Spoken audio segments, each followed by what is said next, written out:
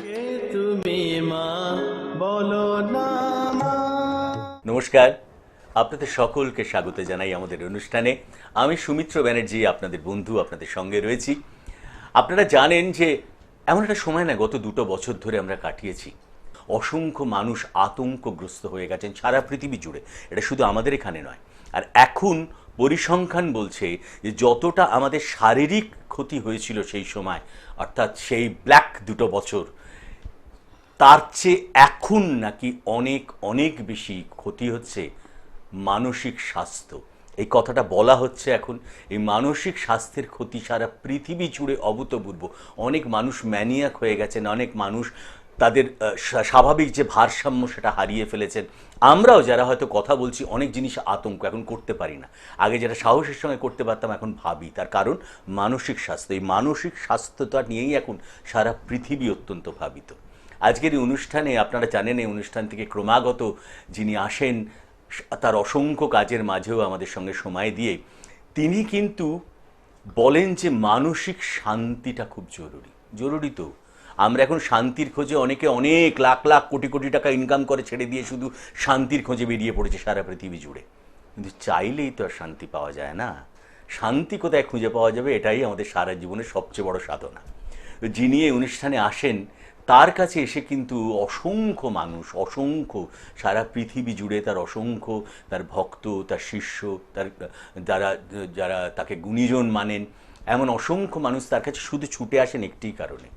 সে কারণটা হলো তারা শান্তি পান সেখানে এসে। এবং আমরা বারবার বলি যে আমরা ছিলাম, আমরা আছি, আমরা থাকবো যতদিন খনা মাকে স্মরণে রাখবো। অনেক কথা হলো, আসুন আগে স্বাগত জানাই অনুষ্ঠানে, তারপর নানান কথায় যাব।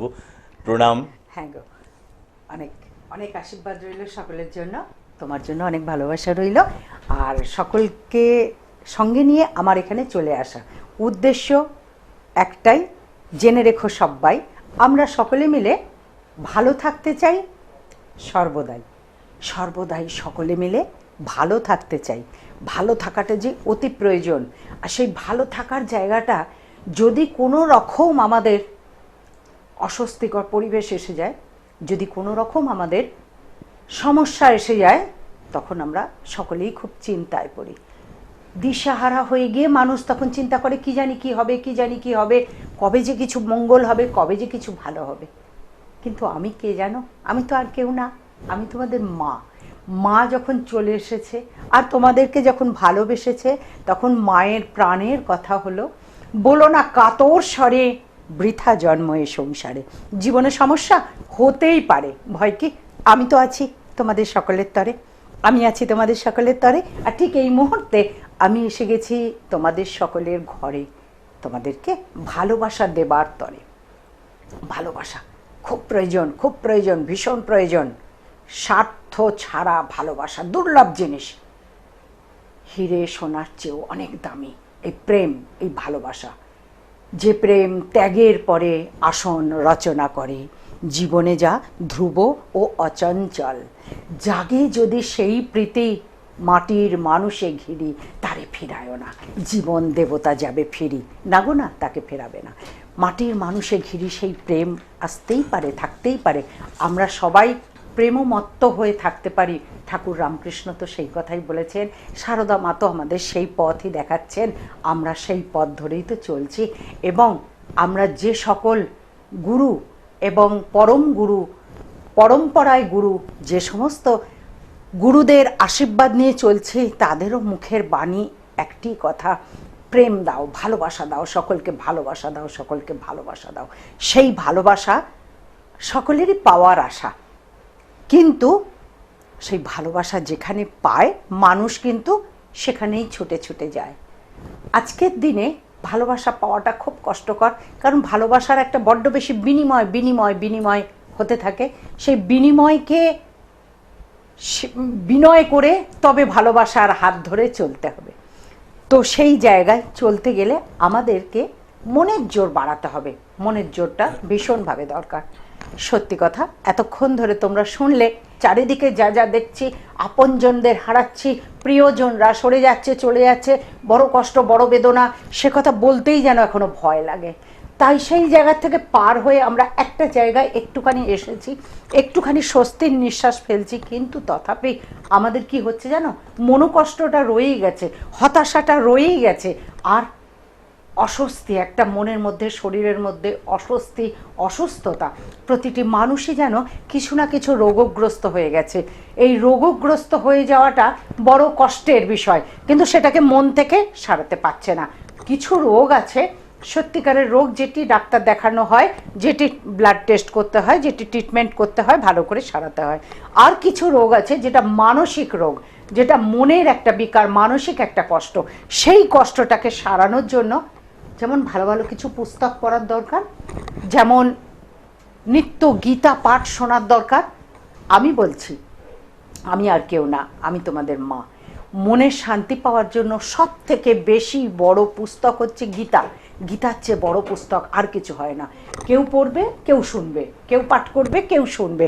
এমনিভাবে স্থির মনে প্রতিদিন একটা টাইম করে বেঁধে নেওয়া একটা সময় করে যদি তোমরা গীতা পাঠ শুনতে থাকো, পড়তে থাকো, তাহলে মনের শান্তি পাবে, জীবনের মানে খুঁজে পাবে, জীবনের সার খুঁজে পাবে। জীবনের সার শুধু এই সংসার নয়, কিন্তু তার বাইরেও কিছু আছে, কর্তব্য আছে, কাজ আছে, ধর্ম আছে, সৎ আছে, সত্যতা আছে, পবিত্রতা আছে, প্রেম আছে। এইগুলোকে বেছে নিতে হবে। নিঃস্বার্থ প্রেম বাঁচতে গেলে যদি একটি পুস্তক পড়তে হয়, তাহলে বলবো, সবার কাছে হাত জোর করে বলবো, গীতা পড়ো, জীবন গড়ো। গীতা শোনো, জীবনে অনেক কিছু অজানাকে জানো। গীতা পড়লে অজানাকে জানা যাবে, আর গীতা পাঠ করলে জীবনকে গড়া যাবে। তাই গীতা পাঠের ভীষণ প্রয়োজন আছে। গীতা পাঠের দ্বারায় আমাদের জীবন আমরা পবিত্র। যেমন কিরম জানো, গীতা পাঠটা কীরকমভাবে নিতে হবে, প্রচুর পিপাসা পেয়েছে, প্রচুর জল পিপাসা পেয়েছে, সেই সময় যদি একটু স্নিগ্ধ জল পেয়ে শরীরটা ভালো হয়, ঠিক সেরকম মনের পিপাসা মেটাতে গীতার উপরে রাখো ভরসা। সেই গীতা পাঠ করলে মনের পিপাসা মিটবে, মানসিক শান্তি হবে। মানসিক শান্তির জন্যে প্রচুর অনেক কিছু জানার প্রয়োজন, কিন্তু জানতে পারবে কে? যার নিজের মনের শান্তি নেই, সে কি করে জানবে? মন যার অশান্ত, শরীর যার ক্লান্ত, সে কি করে জানবে কোথায় শান্তি পাওয়া যাবে? সেই শান্তি পাওয়ার জন্য কতগুলো উপায় আমি তোমাদের আজকে বলে দিচ্ছি। যেমন প্রথম উপায় বললাম গীতা পাঠ করা, কথামৃত পাঠ করা, এগুলো হচ্ছে প্রথম উপায়। আর এছাড়া যেটা দরকার হলো, সেটি হচ্ছে একে অপরকে ভালোবাসা দেওয়া। এটা ভীষণভাবে দরকার। কর্তব্যপরায়ণ হওয়া, এটা ভীষণভাবে দরকার। আর অবসাদ থেকে নিজেকে সরাতে গেলে প্রয়োজন হচ্ছে সৎকর্ম। সৎকর্ম, আমাদের সৎকর্মের অভাব হয়ে গেছে। আমরা কাজ করছি গতিচাড্যের মতো, যন্ত্রের মতো কাজ করে যাচ্ছি। কারণ এটার এই কাজটা করলে এটার বিনিময় এই পাবো, এটার বিনিময় এই পাবো। এই পাওয়ার জন্য যখন যে কাজটা পাচ্ছে না, সবচেয়ে যন্ত্রণা, সবচেয়ে কষ্ট কোথায় জানো? যখন একটি মানুষ চাকরি করছে, এই তো সব দুনিয়া দেখছি আমরা, চাকরি করতে করতে হঠাৎ তার চাকরিটা চলে গেল। সে তার শারীরিক কারণে হোক, মানসিক কারণে হোক, পারিপার্শ্বিক কারণে হোক, যে কোনো কারণে চাকরিটা চলে গেল। তাকে কি বলে আমি সান্ত্বনা দেবো? কি আছে আমার ভাষা বলো তাকে সান্ত্বনা দেওয়ার? সে তো ওই চাকরিটির ভরসাতেই সংসার পেতেছিল, সে তো ওই চাকরিটির ভরসাতেই পিতামাতার দায়িত্ব নিয়েছিল, সে চাকরির ভরসাতেই সন্তান প্রতিপালন করছিল। সেই পিতাটির যদি এখন চাকরি চলে যায়, তাকে কি বলে সান্ত্বনা দেব? সান্ত্বনা দেওয়ার কোনো ভাষা নেই। কি বলবো? আবার চাকরি খোঁজো, তারপরে তার সংসারটা কি করে চলবে, এ ভাবনা কে ভাবে? না, আর কেউ না ভাবলেও আমি ভাবি। আমি তো আর কেউ না, আমি তোমাদের মা। সেই জন্য বলা, এই শান্তির জন্য একটু ঈশ্বরের শরণাপন্ন। যদি গুরু দীক্ষা নেওয়া থাকে তো বহুত আচ্ছা, যদি নাও নেওয়া থাকে তবু আমি বলবো এই শান্তির জন্য, ধরো চাকরি চলে গেছে, ব্যবসা মন্দ যাচ্ছে, এই যে জগতে এখন এই হানাহানি চলছে, নানান দিক থেকে নানান সমস্যা চলছে, কত আর বলবো? কিন্তু বলার চেয়ে বেশি এটাই বলতে চাই, তোমাদের গৃহে এসে গেছি, তোমাদের জন্য শান্তি চাই। এই শান্তির জন্য তোমরা এটি করতে থাকো, যেটা এই মন্ত্রটি পাঠ করতে থাকো, দেখো শান্তি পাবেই পাবে। এবং আর্থিক উন্নতি কি করে হবে সেটাও আমি পরের অনুষ্ঠানগুলো তোমরা শুনতে থাকবে। প্রতি সপ্তাহে আজকের এই দিনেই তোমরা এই অনুষ্ঠানগুলো শুনতে পাবে। এই সময়, যে সময় এখন শুনছো, এই সময়, এই দিনে, প্রতি সপ্তাহে এই চ্যানেলে তোমরা শুনতে পাবে। তো এই যে পরপর অনুষ্ঠানগুলো, তখন আমি বলে দেব আর্থিক উন্নতি কি করে হবে, কারণ ওটা দরকার তো আর্থিক দিকটা, যেটা হলো সব থেকে আগে মানসিক শান্তি। তবে তো তুমি চাকরি বা ব্যবসা কোনটা করবে, কোন পথ তোমার জন্য অপেক্ষা করছে সেটা তুমি জানতে পারবে। সেই মন্ত্রটি হলো ওম সত্যম শিবম সুন্দরম না আত্মা বলহীনেন লভ্য, না আত্মা বলহীনেন লভ্য। আত্মবল চাই, আত্মবল চাই। এই আত্মবল একমাত্র সম্বল, যে আত্মবল তোমাকে এগিয়ে নিয়ে চলবে। জীবনে যত ঝড় ঝাপটা আসবে, যত কষ্ট আসবে, সব কিছু তুমি অগ্রাহ্য করতে পারবে, সব কিছু ওভারকাম করতে পারবে যদি তোমার মধ্যে আত্মবল থাকে। আর যদি আত্মবল না থাকে তাহলে সবই গেল। কিন্তু আত্মবলটাকে নষ্ট করতে দেব না, করো না।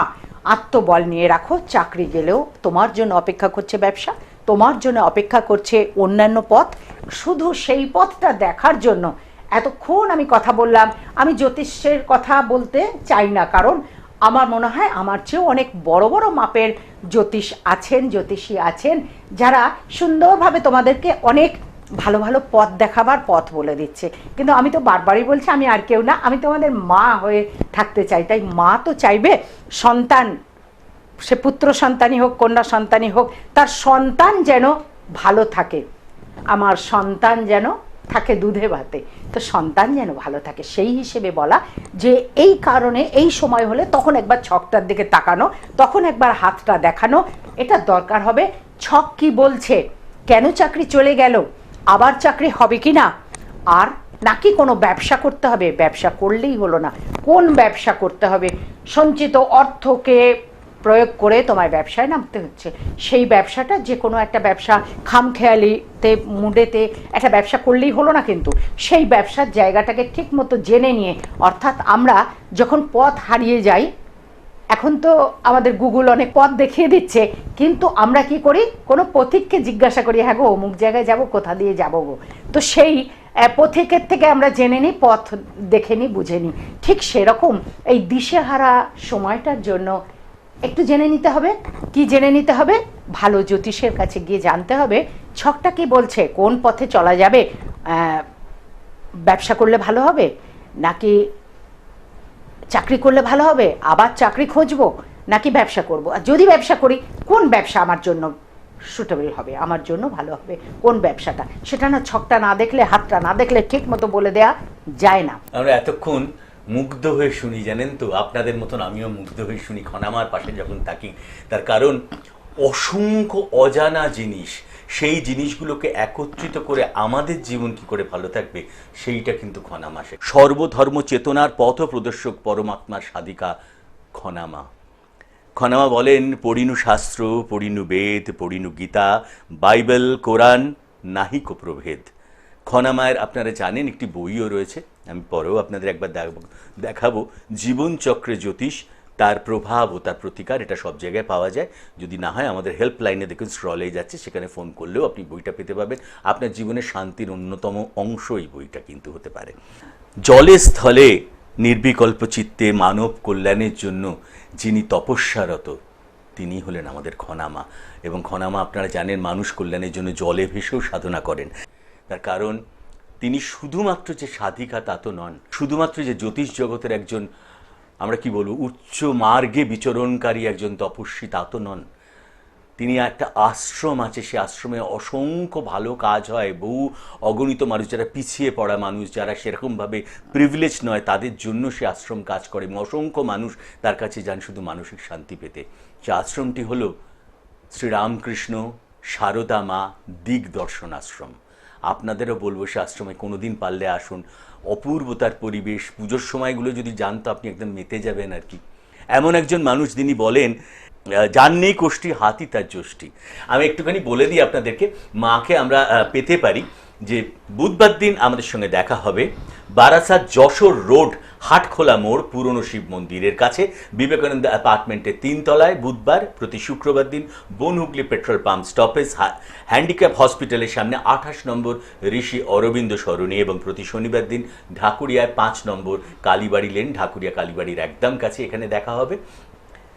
এবং আমাদের স্ক্রলে তো নাম্বারগুলো যাচ্ছে, তবু আমি নাম্বার একবার বলে দিচ্ছি, আপনারা দয়া করে একটু আগে ফোন করবেন, আপনাদের সুবিধার জন্য এসে যেন বসে থাকতে না হয়। 9831070429, 9831058429, 9433202277, 8335017039, যে কোনো একটা নাম্বারে ফোন করে নিয়ে আসবেন। আমরা বলি না পরমাত্মার সাধিকা খনামা, এবং আমি বারংবার বলি যারা দূর দূরান্তরে রয়েছেন, আসতে পাচ্ছেন না, যদি উনি একটা কথা বলেন যে আমার সঙ্গে তার যদি ওয়েভলেন্থের মিল না হয় তাহলে সেই সুমিত্র আমার কাছে এসে পৌঁছতে পারবে না। অনেকেই আছেন, সুতরাং আমি বলবো যে এখানে দাঁড়িয়ে যে আপনারা একবার আসুন, এটা তো অপশন। জ্যোতিষ এবং যেটা করেন, যে ঠাকুর শ্রী রামকৃষ্ণ সারদা মাকে জুড়ে, তার জীবন জুড়ে, তার আশ্রম জুড়ে, তার মনন জুড়ে একবার এসে দেখুন। আমার মনে হয় সেই আশা থেকে আপনি কিন্তু অনেক জায়গায় আপনি অনেকটা শান্তি পাবেন। শুধু মানসিক শান্তি নয়, আপনার ভাগ্যোন্নতি তো দরকার হয়, অর্থের। আপনি বলুন, আপনি হয়তো শর্ত সমস্যায় ভুগছেন, বাচ্চাদের নিয়ে সমস্যায় ভুগছেন, মামলা মোকদ্দমায় এমন জড়িয়ে গেছেন তার থেকে আপনি বেরোতে পারছেন না, এমন হচ্ছে আপনার বাস্তুতে কোনো প্রবলেম আছে, আপনি বুঝতে পারছেন যে বাস্তুটা ঠিক নয়, রোগগ্রস্ত হয়ে পড়ছেন, সেইখানে দাঁড়িয়ে। অথবা আপনি যদি দেখেন দাম্পত্য সমস্যা, প্রি ম্যারেজ, বিয়ে হচ্ছে না, অনেক দিন ধরে আসছে, ওই মেয়ের বাড়িতে আসছে, ছেলেরা খাচ্ছে দাচ্ছে, খেয়ে দিয়ে মুখটুক মুছে বলছে জানিয়ে যাবো, সে জানানো আর কোনো দিন হচ্ছে না। মেয়েটির বয়স বেড়ে যাচ্ছে, ছেলেটির বয়স বেড়ে, অথচ তারা উচ্চশিক্ষিত, দেখতে সুন্দর, ভালো পরিবারের, এরকম হচ্ছে। আমি বলবো না, এটা অপশন, একবার এসে দেখুন। একটা জিনিস আমার খুব জানতে ইচ্ছা করে, যে আপনি সারা ভারতবর্ষের যত তীর্থস্থান রয়েছেন সেখানে আমরা খনামাকে পাবই। আমি জানি না বছরের 6টা মাস শুধুমাত্র এই বিভিন্ন তীর্থস্থানে ভক্তদের জন্য আপনি যান, কেন যান? ভক্তদের কল্যাণ করার জন্য শুধু চেম্বার করলে হবে না, তাদের জন্য কাজ করতে হবে। যেমন আমি গঙ্গোত্রীতে একটানা 21 দিন গুহায় বসে জপ করেছি। তো এই পরস্পর বিভিন্ন স্থানে গিয়ে হোম, যজ্ঞ, ক্রিয়া, জলে ভাসা, মানব কল্যাণের জন্য, সকল ভক্তদের জন্য। কারণ সকলে যে আমাকে আর্তনাদ করে, মাগো রক্ষা করো, মাগো রক্ষা করো, সেই রক্ষার পথ হচ্ছে তীর্থস্থানে গিয়ে তাদের জন্য সংকল্প করা, পুজো করা, হোম যজ্ঞ করা, এবং তাদের ভাগ্য ফেরানোর জন্য যা কিছু তাদের যে বাধাগুলো থাকে, গ্রহের বাধাগুলোকে কাটানোর জন্য বিভিন্ন পীঠস্থানে গিয়ে এই হোম, যজ্ঞ, ক্রিয়া। শুধু তাই নয়, সেখানে গিয়ে আরও অনেক কাজগুলো হয়। তারপরে আবার আমরা মানুষকে ভালোবাসি বলে আশ্রম তরফ থেকে ত্রাণের জন্য চলে যাই, সেখানে বিভিন্ন কাজ করি। এই বিভিন্ন কাজের মধ্যে, কারণ মানুষের মাঝেই ভগবান আছে, যেটা আমার কথার মধ্যে বারবার বলা হয় যে মানব কল্যাণ এটাই দরকার, এটাই হলো আসল পুজো। প্রতিটা মানুষের মধ্যেই ভগবান আছে। এবং শুধু তাই নয়, আপনারা হয়তো অনেকেই জানেন না, যে যারা মার কাছে যান তারা তো জানেনই, এই অনুষ্ঠান যারা দেখছেন, যে অসংখ্য মানুষ, আমি প্রথমে বলেছি, পিছিয়ে পড়া মানুষ সারা বছর নিয়মিতভাবে তাদের কিন্তু, আমি সাহায্য কথাটা ইউজ করতে চাইছি না, তাদের পাশে দাঁড়ান মা, বিভিন্নভাবে তাদের পড়াশোনার জন্য দাঁড়ান, তাদের বস্ত্রের জন্য দাঁড়ান, তাদের অর্থের জন্য দাঁড়ান, তাদের খাদ্যের জন্য দাঁড়ান, বিভিন্ন কাজে। শুধু তাই নয়, ডেঙ্গুর সময় আমরা মশারিও দিতে থাকি, মশারি দিয়েছি একদম আশ্রম থেকে, বিভিন্ন জায়গা থেকে মশারি দিতে থাকি, যাতে ডেঙ্গুর থেকে মানুষ রক্ষা পায়, মশারি টাঙাতে পারে, সেই কারণে। এবং আমি বলি একটা, শুধু এই কাজে যে আমরা কজন আছি তা নয়, মার সঙ্গে কিন্তু অসংখ্য সেলিব্রিটি রয়েছে যারা কিন্তু সেই দিনগুলো এসে যোগ দেয়, একদম তাদের নিজের টানে তারা আসেন। বিভিন্ন, তারা কেউ মস্ত বড় বিচারক, মস্ত বড় উকিল, মস্ত বড় খেলোয়াড়, মস্ত বড় ফিল্ম স্টার, অথবা থিয়েটার যাত্রা জগতের মানুষ, বিভিন্ন ডাক্তারেরা আসেন। সুতরাং অসংখ্য মানুষ এসে মায়ের পাশে দাঁড়ান এই সামাজিক পরিস্থিতিতে। আমি একটুখানি বলে দিই আপনাদেরকে, মাকে আমরা পেতে পারি যে বুধবার দিন আমাদের সঙ্গে দেখা হবে বারাসাত যশোর রোড, হাটখোলা মোড়, পুরনো শিব মন্দিরের কাছে, বিবেকানন্দ অ্যাপার্টমেন্টের 3 তলায়, বুধবার। প্রতি শুক্রবার দিন Bonhooghly petrol pump stoppage, handicap হসপিটালের সামনে 28 নম্বর ঋষি অরবিন্দ সরণি, এবং প্রতি শনিবার দিন ঢাকুরিয়ায় 5 নম্বর কালীবাড়ি লেন, ঢাকুরিয়া কালীবাড়ির একদম কাছে, এখানে দেখা হবে। এবং আমাদের স্ক্রলে তো নাম্বারগুলো যাচ্ছে, তবু আমি নাম্বার একবার বলে দিচ্ছি, আপনারা দয়া করে একটু আগে ফোন করবেন, আপনাদের সুবিধার জন্য এসে যেন বসে থাকতে না হয়। 9831070429, 9831058429, 9433202277, 8335017039, যে কোনো একটা নাম্বারে ফোন করে নিয়ে আসবেন। আমরা ছিলাম, আছি, থাকবো যতদিন খনামাকে স্মরণে রাখবো। আমরা তো মায়ের কথা শুনছি, মায়ের বিশাল এই কর্মকাণ্ডের কিছু কিছু ঝলক আমরা একটু চলুন দেখে নিই।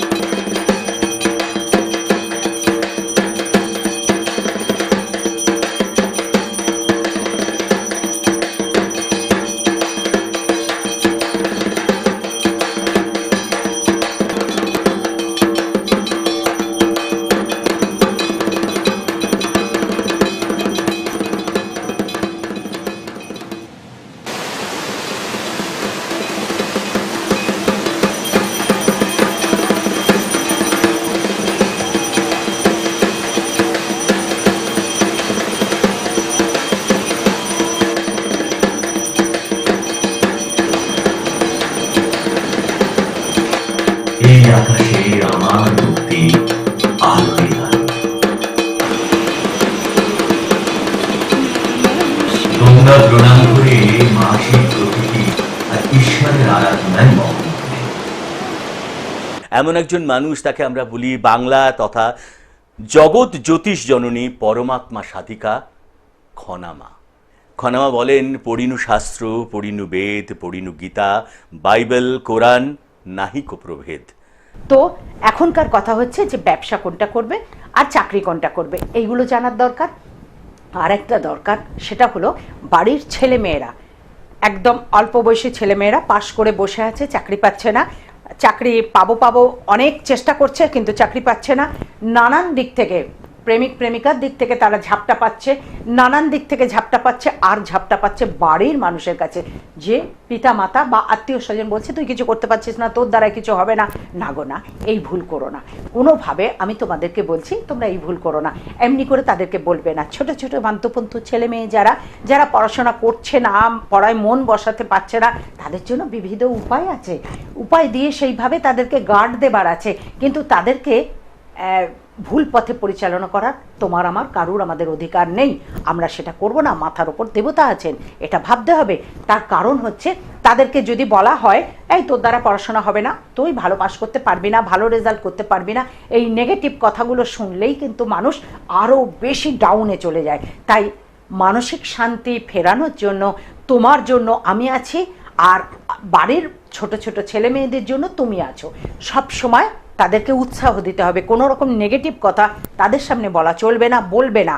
ভালো ভালো ভালো হবে, যদি কারো কারো যদি হবার হয় তোরই হবে নিশ্চয়, হবেই হবে, হবে জয়, এই কথাটা সদাই যেন মনে রয়, এইটা বলতে হবে তাদেরকে। আর যে সমস্ত ছেলে মেয়েরা উঠতি বয়সে কারো বা বিবাহ হচ্ছে না, কারো বা চাকরি হচ্ছে না, কারো বা প্ল্যান অনুযায়ী একটা গাড়ি কেনবার শখ সেটা হচ্ছে না, তাদেরকেও উৎসাহ দেওয়া, প্রেরণা দেওয়া, এবং তাদের জন্য যদি সম্ভব হয় তাহলে হাতটা দেখিয়ে নেওয়া, ছকটা দেখিয়ে নেওয়া, কী কারণে হচ্ছে না, কি করলে হবে, সেই পথ তাদেরকে বলে দিতে হবে। আর বাড়ির অভিভাবক, পিতা মাতা, আত্মীয় স্বজন, তারা কিন্তু বলবে হ্যাঁ রে তোর হবে, অবশ্যই হবে, তুই চেষ্টা কর। অর্থাৎ আমার বক্তব্য হলো উৎসাহ দাও, সব সময় উৎসাহ দাও, নিরুৎসাহ কারুকে করো না, হবে না কারুকে বলো না। এইভাবে যদি পথ চলা যায় না, পথ চালানো যায়, তাহলে কিন্তু মানসিক শান্তি অনেকটাই আসবে। আবার অনেকের থাকে কি, সারাদিন অনেক রকম কাজ করা গেল, অনেক রকমের মানুষ তো আসে আমাদের কাছে, দেশ বিদেশ থেকে, বহু দূর দূরান্তর থেকে আসে আমাদের কাছে, আমার কাছে যখন আসে তাদেরকে বলি, তারা যখন বলে সারাদিন কাজ করছি ঘুম আসছে না, হাতটা দেখছি, কারো বা কোষ্ঠী নেই, তখন হাতটা দেখে বলতে হলো যে হ্যাঁ হাত তোমার এই এই বলছে, কারো বা কোষ্ঠী আছে, ছকটা দেখে বলা হলো হ্যাঁ গো ছক এই বলছে, তোমার তো ঘুম আসে না, তোমার ভীষণ মাথার যন্ত্রণা হয়। তো যখন ঘুম আসে না, যখন মাথার যন্ত্রণা হয়, তার জন্য সেটা কিন্তু বুঝতে হয় মানসিক কষ্ট, মানসিক অবসাদ। প্রতিটা মানুষই মানসিক অবসাদে ভুগছে। সেই মানসিক অবসাদ থেকে তাদেরকে রক্ষা করার জন্য ভীষণভাবে তোমার যে প্রিয় দেবতা, তোমার যে প্রিয়, আগে গুরুমন্ত্র করতে হবে, গুরুমন্ত্র পাঠ করে নিয়ে তোমার যে প্রিয় দেবতা তাকে তুমি জপ করবে, তার নামে 108 বার জপ করবে। তারপরে রাত্রির বেলায় চন্দ্রের মন্ত্র পাঠ করবে। দেখবে যাদের মধ্যে একটু গা হাত পা কাঁপা, বুক ধরপড় করা, মাথার যন্ত্রণা, ঘুম না আসা, একটা অস্বস্তি, একটা নৈরাশ্যতা, একটা হতাশা, এইগুলো আসতেই থাকছে ভীষণভাবে সমস্যা। এবং কি হচ্ছে, একটা ইরিটেশন হওয়ার ফলে কি হচ্ছে, তুমি ভালো কথা বলতে গিয়েও তোমার মুখ থেকে মন্দ কথা বেরিয়ে যাচ্ছে, রাগের কথা বেরিয়ে যাচ্ছে, তোমার মুখের কথাতে তোমার আপনজনেরা দুঃখ পাচ্ছে, রেগে যাচ্ছে, কষ্ট পাচ্ছে, যার ফলে তোমাকে তারা অ্যাভয়েড করছে। এই অ্যাভয়েড ভাবটাও কিন্তু ভীষণভাবে দুঃখ, কি আমাকে অ্যাভয়েড করলো, আমার কথা শুনলো না, এটাও একটা অভিমান সৃষ্টি হয়, এর থেকেও মানসিক ইরিটেশন আসতে থাকে। এইগুলোর থেকে রক্ষা পাওয়ার জন্য রাত্রে ঘুমানোর সময় তোমরা এই মন্ত্রটি পাঠ করবে। সেটি হচ্ছে ওম শ্রাং শ্রীং শ্রৌং সঃ চন্দ্রায় নমঃ। ওম শ্রাং শ্রীং শ্রৌং সঃ চন্দ্রায় নমঃ। এই মন্ত্রটি পাঠ করার দরকার। এই মন্ত্রটি পাঠ করলে তোমরা বজ্রাসনে যে বসতে পারবে, বজ্রাসনে রাত্রে ঘুমের সময় বিছনাটা, এই দেখো একটা কথা বলি কি, আমরা কেন ঘুম ঠিক মতো হয় না, এর বিশ্লেষণ আমরা সব দিক থেকে হয় না, ভাবি এই পাথরটা পড়লে, এই কবচটা পড়লেই বোধহয় ঘুম হয়ে যাবে, না গো না, তারও কতগুলো নিয়ম আছে। যেমন প্রাতঃকালে উঠলে নিয়ম আছে, আসবো সে কথায়, এখন ঘুমের কথায় আছি। সেটা হলো ঘুমোতে যাওয়ার আগে রাত্রে সারাদিনের যে ড্রেসটা, সারাদিন খাওয়া দাওয়া হয়েছে, যে পোশাকটা পরেছি, আমরা অনেক কিছু কাজ করেছি, ধুলো ময়লা লাগতে পারে, সেই ড্রেসটিকে চেঞ্জ করে রাত্রে শোয়ার সময় অবশ্যই সাদা বা সবুজ রঙের একটি পোশাক পরবে, চেষ্টা করবে। সেটা তো ঢিলঢিলা পোশাক আমরা সবাই জানি, নাইট ড্রেস বলা হয়, সেটি কিন্তু চেষ্টা করবে। যাদের মানসিক সমস্যা, বিশেষ করে তাদের বলছি, ঘুম আসে না, তাদের জন্য সাদা রঙের কিংবা সবুজ রঙের পোশাক পরে রাত্রে ঘুমোবে। বিছনার চাদরটা চেঞ্জ করে রাত্রে শোয়ার জন্য একটা পবিত্র ধোয়া চাদর রাখবে, সাদা বা সবুজ রঙের, তাতে দেখবে ঘুমটা ভীষণ ভালো হবে। এবং রাত্রে শোয়ার আগে একটু গঙ্গার জল ছিটিয়ে নেবে সেই বিছনার মধ্যে, ছিটিয়ে নিলে বিছনাটি পবিত্র হয়ে গেল। কারণ তুমি যে ঘুমোবে সেখানে যে অনেকক্ষণ তোমরা সময় কাটাবে, আমরা এগুলো বুঝি না। আমরা যখন অফিসে যাই পবিত্র দেখি যে চেয়ারটি পরিষ্কার আছে কিনা, ঠিক আছে কিনা, কিন্তু ঘুমের সময়টা আমাদের দেখতে হয় যে সেটি বিছনাটা পবিত্র আছে কিনা।